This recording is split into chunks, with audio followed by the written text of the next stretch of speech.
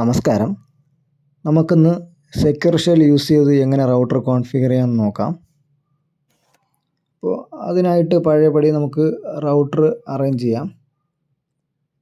അത് കഴിഞ്ഞിട്ട് റൗട്ടറിന് IP address assign ചെയ്യാം.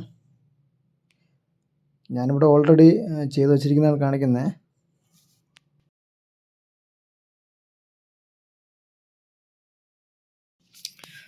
പഴയതുപോലെ റൗട്ടറിന് IP അഡ്രസ്സ് അസൈൻ ചെയ്യുക. PC-ക്കും അതുപോലെ IP അഡ്രസ്സ് അസൈൻ ചെയ്യുക. നമുക്ക് SSH അല്ലെങ്കിൽ സെക്യൂർ ഷെല്ല് കോൺഫിഗർ ചെയ്യാനായിട്ട് LAN VTY 0-15 എന്ന് പറഞ്ഞ ഒരു കമാൻഡ് ഉണ്ട്, അത് കൊടുക്കണം. അതൊരു പാസ്വേഡ് എൻ്റർ ചെയ്യുക. അത് കഴിഞ്ഞ് ക്രിപ്റ്റോ ജനറേറ്റ് RSC എന്നുള്ളൊരു അൽഗോരിതം യൂസ് ചെയ്തിട്ടാണ് സെക്യൂർ ഷെല്ല് കോൺഫിഗർ ചെയ്യുന്നത്.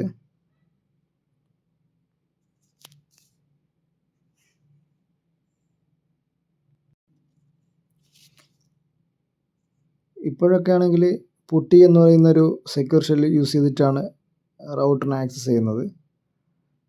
പോർട്ട് നമ്പർ 22 ആണ്. അതുപോലെ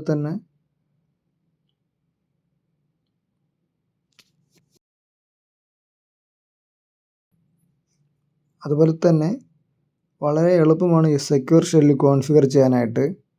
ജസ്റ്റ് സിമ്പിൾ 2-3 കമാൻഡ് കൊണ്ട് തന്നെ നമുക്ക് സെക്യൂർ ഷെല്ല് കംപ്ലീറ്റ് ആയിട്ട് റൗട്ടറിൽ കോൺഫിഗർ ചെയ്ത് എടുക്കാവുന്നതാണ്.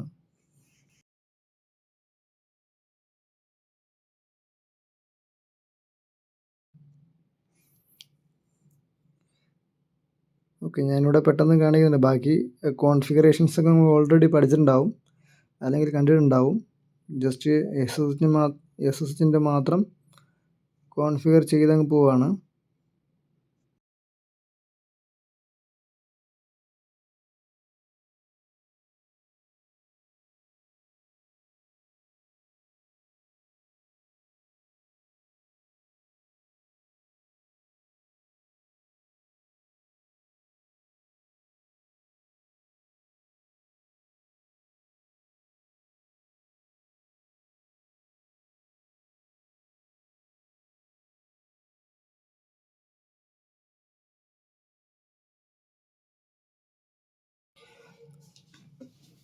അൽഗോരിതം ഞാനിവിടെ അപ്ലൈ ചെയ്യുന്നുണ്ട്.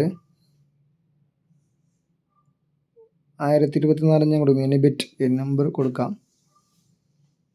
ഞാൻ 1024 എന്ന് പറഞ്ഞ് കൊടുക്കുന്നുണ്ട്.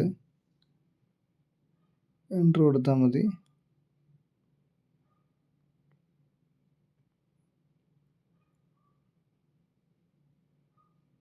ഓക്കെ, ടെൽനെറ്റിനെ പോലെ തന്നെയാണ് SSHും കോൺഫിഗർ ചെയ്യുന്നത്. ചെറിയ വ്യത്യാസം ഉണ്ടെന്ന് മാത്രമേ ഉള്ളൂ. ഓക്കെ,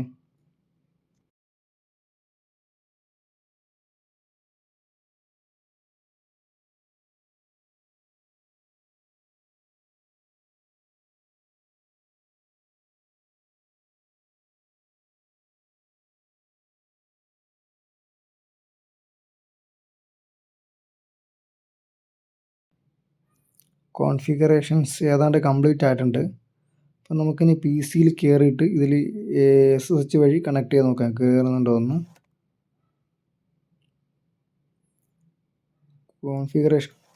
കോൺഫിഗറേഷനൊക്കെ ഓൾമോസ്റ്റ് കംപ്ലീറ്റ് ആയിട്ടുണ്ട്. ഓക്കെ, SSH-L യൂസർ നെയിം PC-യുടെ IP ഇത്രയും കൊടുക്കണം. ഇത് സിൻടാക്സ് ആണ്. ഇത്രയും കൊടുത്തു കഴിയുമ്പോൾ പാസ്വേഡ് ചോദിക്കും.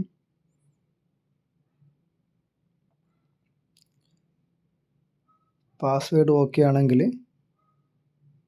നമ്മൾ ചെയ്തതെല്ലാം കറക്റ്റാണ്, അകത്ത് കയറിയിട്ടുണ്ടാവും.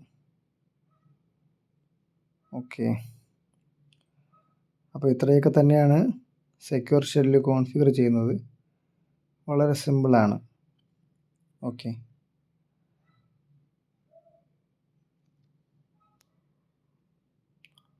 Thank you.